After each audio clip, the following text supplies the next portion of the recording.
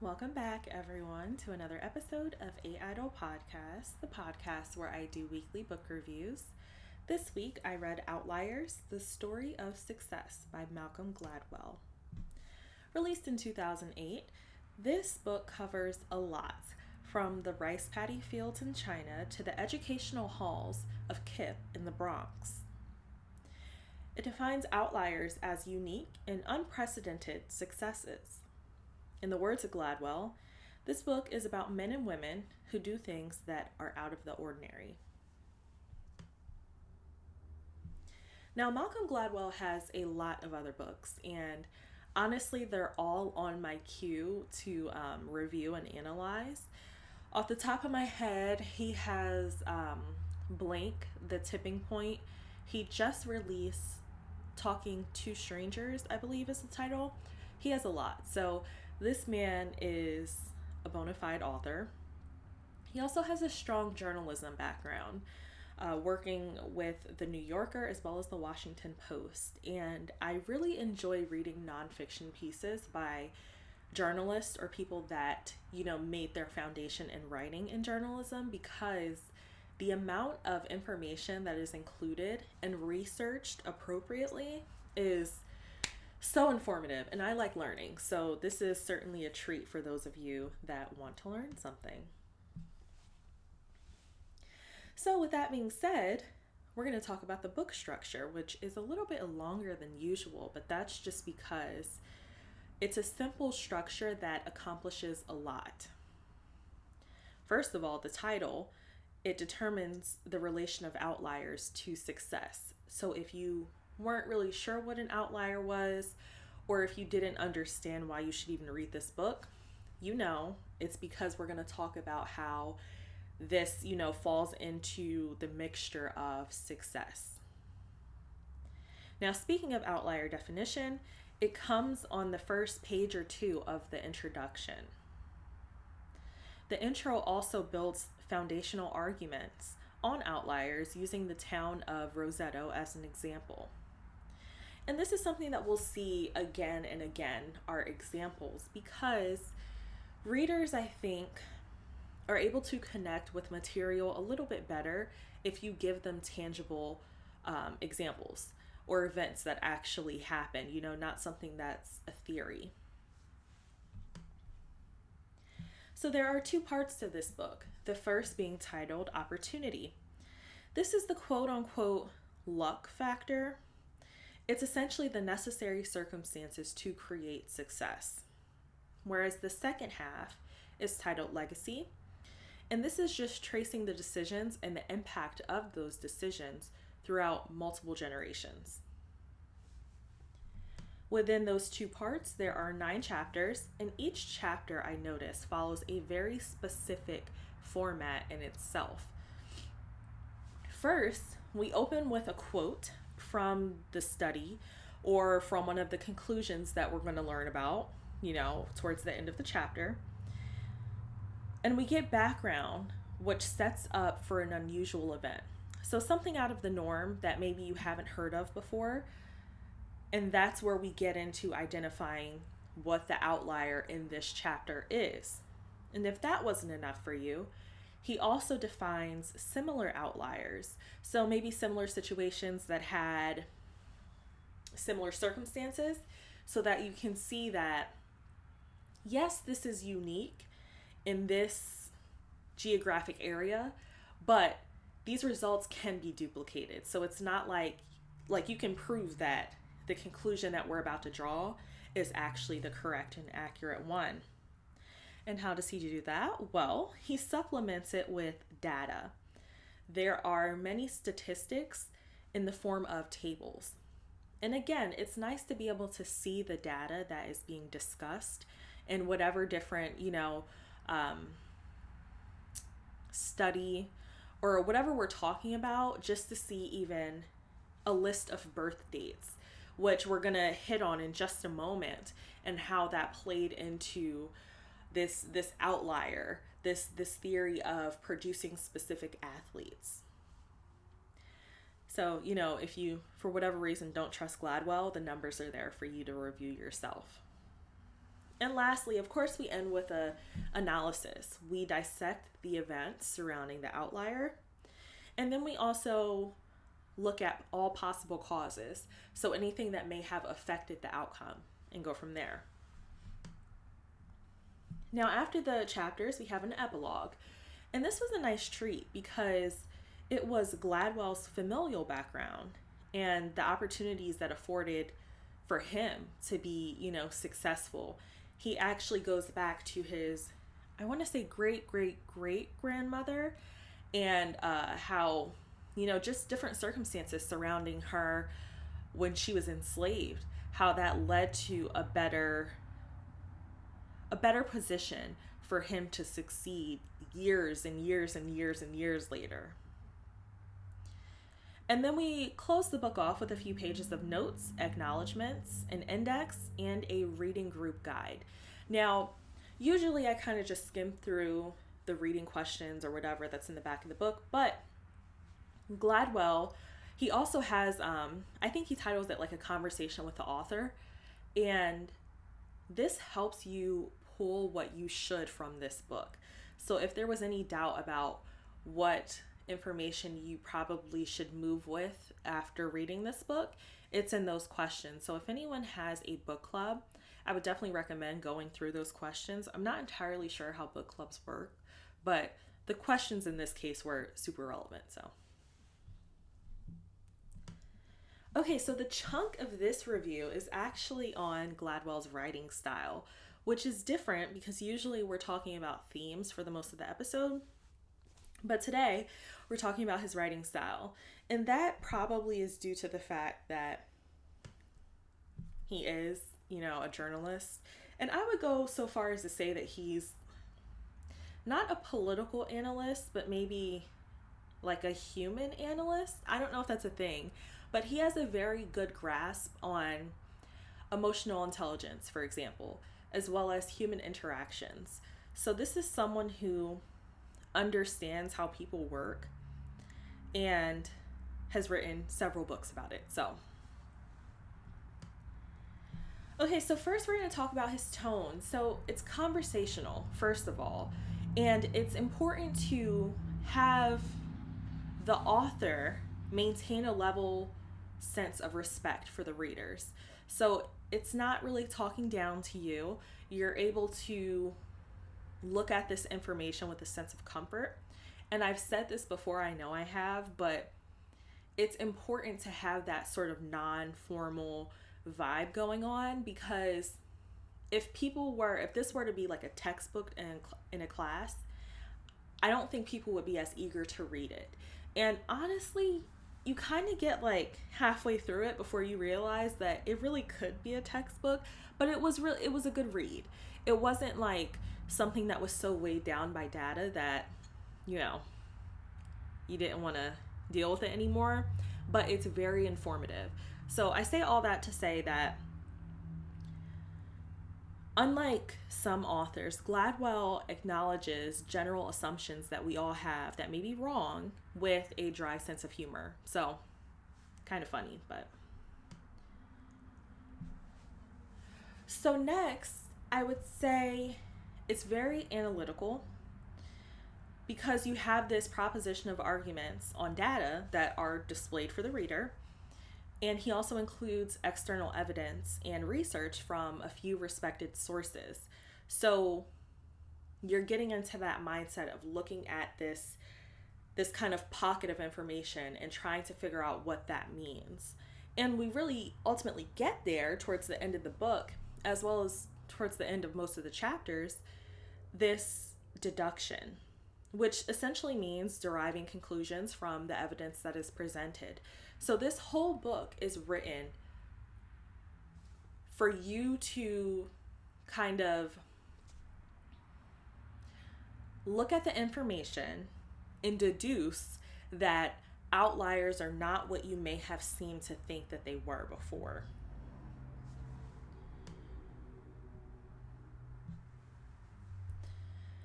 Now, Gladwell does not rely only on his intelligence and what he knows about humans.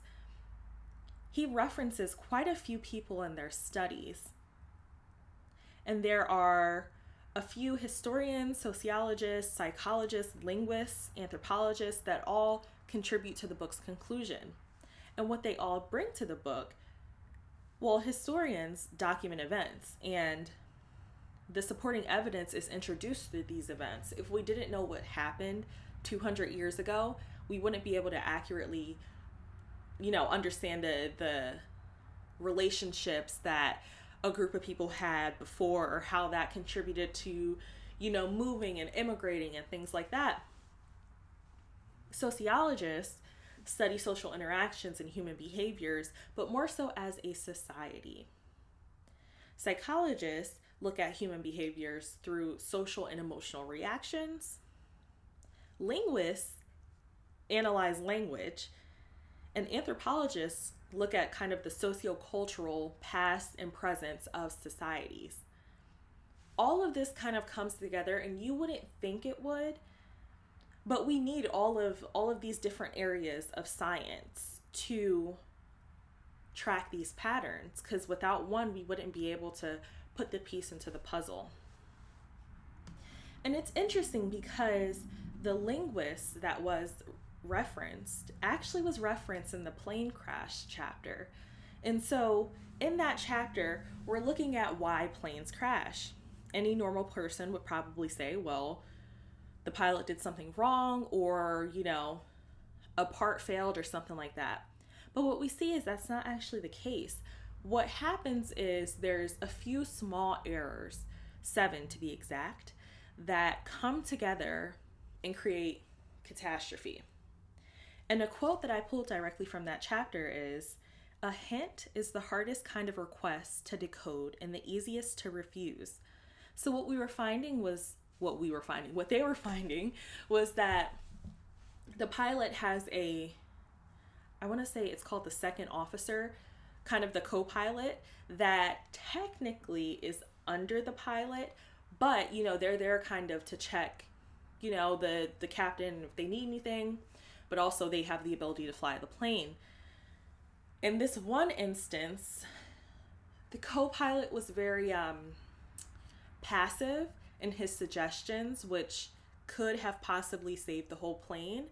But you have to think that hinting that something is wrong versus outright saying that something is wrong could mean life or death for pilots.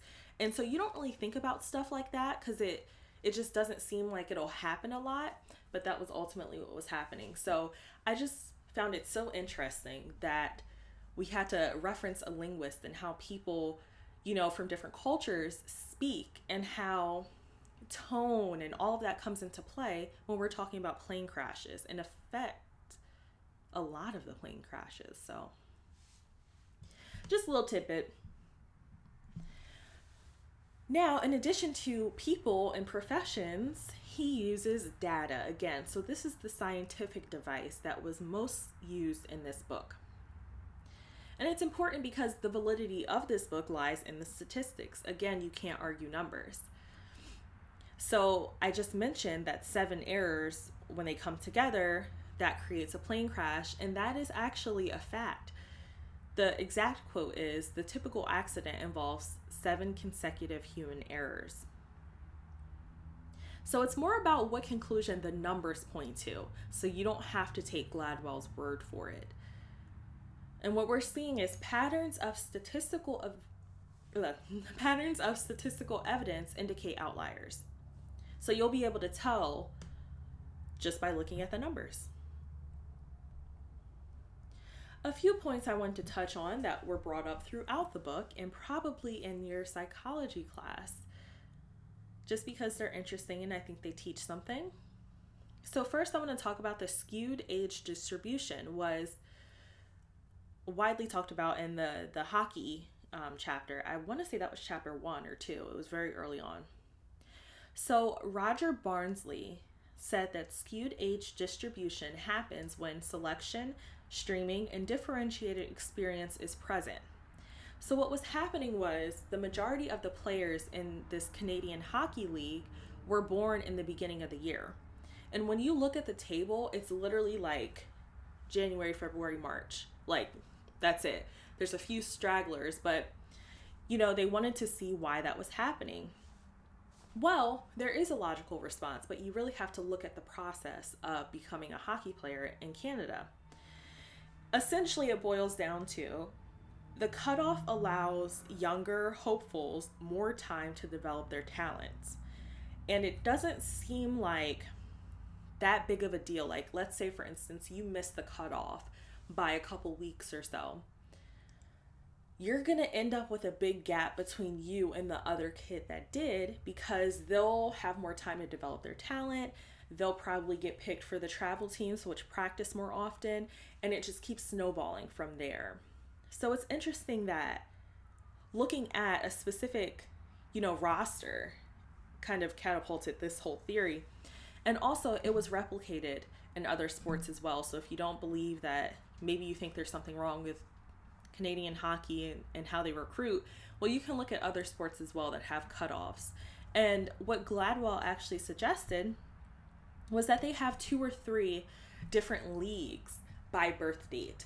And that way, from his observations, they would end up having about twice as many talented hockey players. So even something as, looking at the cutoff date could probably really impact the quality of other professions as well. Next, analytical intelligence versus practical intelligence. This came up around when Gladwell was discussing geniuses, kid geniuses, and IQs and things like that. I like to put it in terms of book smart and street smart.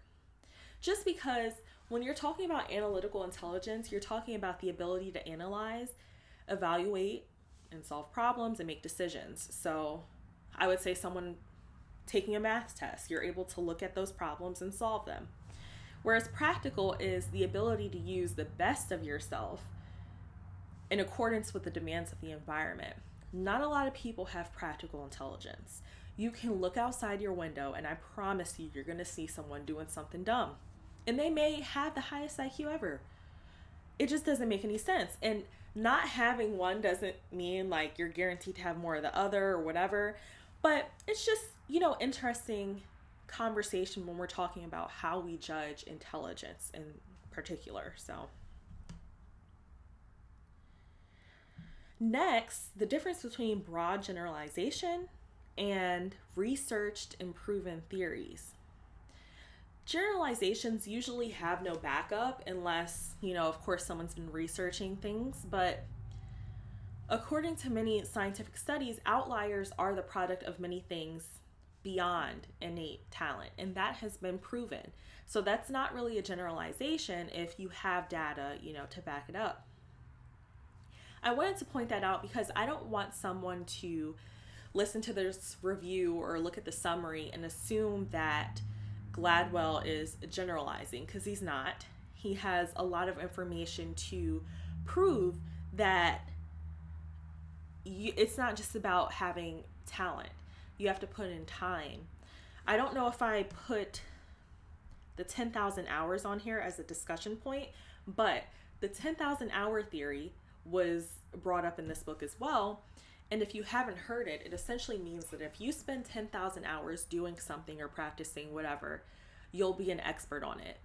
And that roughly translates to about 10 years of doing something repeatedly and doing it with intention. So you can have, I guess, natural talent, whatever that is, but if you don't practice, the person that has been practicing practicing the violin since they were 5, they're probably going to be just as good, if not better. Okay, second to last thing before we get to themes.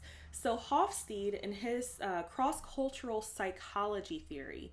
Now, this was again something that was mentioned in the plane crash chapter because it was taking the ability to inject cultural identities into psychology conclusions. What they found was the co-pilot that I was talking about that passively hinted that something was wrong or that maybe they should do something different. It was a cultural thing. And I wanted to touch on this because I think sometimes it makes people uncomfortable, and Gladwell said this as well. When you're talking about different cultures and the possible generalizations that you may have. However, it is kind of proven that where they were from, there are specific roles that you play and there's a hierarchy. And so him demanding that the pilot, do whatever or stop doing what he was doing, that's not culturally something that is accepted. And so you do have to look at these things when we're talking about different professions or the reason that people act the way that they do, because if someone was raised in a culture where it's very power based, it's going to be a different outcome than a culture that is not. So I really enjoyed that conversation because I do think it makes people uncomfortable to just generalize, but you have to really look at the fact that different cultures do different things and they do it differently. And when we're talking about mistakes or errors, you have to, add that into the human error section. So, and lastly, the achievement gap. This was brought up in the education chapter. How much students learn in accordance with their socioeconomic status. That was an interesting read for all of my teachers out there. Okay, so only 2 themes, and I bet you know exactly what they are. The first is outliers. So the exact definition is something situated away or classed differently from the main body, or a statistical observation markedly different in value from the others. So this book essentially is loosely mapping out what or who is an outlier and how to make yourself an outlier if you can. And the second last theme is success. So basically, there are no shortcuts to success. It's just not. It's not going to happen. Outliers benefit from hidden opportunities, things that may not be as, you can't really manipulate them. For example, maybe when it comes to the wealth that your family has, that's more than likely coming from the decisions that your grandparents and your great-grandparents made. So, you didn't make that decision to be wealthier or not have that pull, but these are the types of things that you have to look at when we're talking about success. They do matter. And lastly, success follows a predictable course. It is not the brightest who succeed, per Gladwell. It's those that put in the work. But at the same time, you have to have the opportunity to put in that work. So Gladwell laid out his intention at the back of the book, and I think you could probably figure it out before you even get there. But there are consequences to the way that we think about success. So I would say it's wrong to think that success is coveted, that it's only owned by a few people and that's just it. His intention was to express frustration with the crude definition of success. So stop focusing on the characteristics of successful people and think about the world a little differently. Think about the things that you can do, to put yourself on that path. And don't just look at the people who made it there, because just looking at Bill Gates, do you think you're going to sit down at a computer and you're going to be the next Bill Gates? When you look at his story and the amount of time he put into programming and, working on those computers in the early days, it's outstanding. So just think a little bit differently about how to achieve success. The business major in me is elated with all of the statistical backup in these chapters. I mean, I really enjoyed looking through. I keep bringing up the birthdays just because who thinks about birthdays and thinks that there's something off? When you look at the list, you can tell that, most of the players were born at the beginning of the year, but it was just amazing for me to see those things. I enjoyed it. The chapters repeatedly showed the path to success differently than we expected. I appreciated this because it again reinforced the idea that certain circumstances also factor into, making people who they are. But I do have a theory, and Mr. Gladwell if you're listening, please feel free to, interact with this. I have a theory that the children of millennials will produce outliers. This is because, and this is just me, thinking late at night after I finish this book. It's an interesting time that we're in. My generation was raised with tech, but we also had some experiences prior to when, phones and all that stuff took over. But we're also the generation that we're young adults in this era of the pandemic. And it's funny because I see a lot of my peers, and myself included, that we still have 9-to-5s for now, but a lot of us are branching out into the arts. And it's interesting to see either us taking advantage or being forced to kind of look for other ways to support ourselves. But I think there's something happening there. Of course, I can't predict the future, but just looking at the patterns that he was pointing out when he was talking about, I want to say it was the entrepreneurs that were born in the 1830s, and then the tech giants that were born in the 1950s, and how being born in a certain year, it puts you on a specified path, So that's just my theory, based on absolutely nothing, just me thinking that there's a pattern here. But yeah, so I have 2 takeaways here. The first, outliers are products of history, community, opportunity, and legacy. Situation luck is a contributing factor in success, but having a bout of unluckiness should only encourage you to rack up your 10,000 hours. So get to work. Thank you all. If you're listening on Apple Podcasts, please rate and review A.Idle. You should be able to scroll down and, choose how many stars to give. Or if you're on YouTube, leave a comment and say hi so we can interact. But thank you so much for listening to another episode. I look forward to seeing you guys next week. Thanks.